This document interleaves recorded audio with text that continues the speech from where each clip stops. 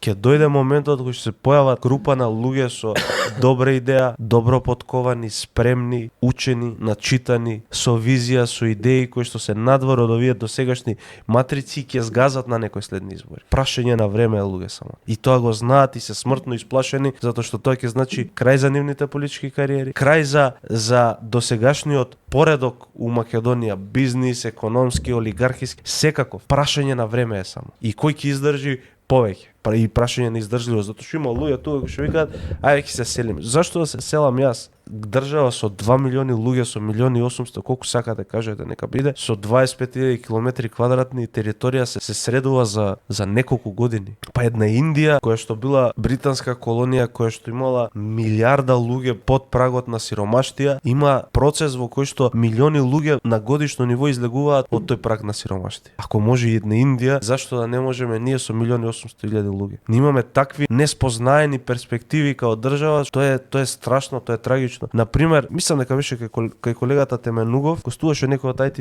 индустријата. 700 милиони евра Македонија на годишно ниво со многу мал трошок има извоз во IT производи. Најчесто е тоа у софтвер. 700 милиони евра, па кај нас не е вложено во тоа. Кај нас нема еден, како да речам, хаб на софтвер инженери, на програмери, едно такво нешто, не. Малце државата да даде простор за тие луѓе, да им помогне, да инвестира, тоа ќе имаме револуција. Ти ќе имаш дуплирање на тој приход кој што го имаш како држава, значи ти извезуваш 700 милиони у софтвер од држава.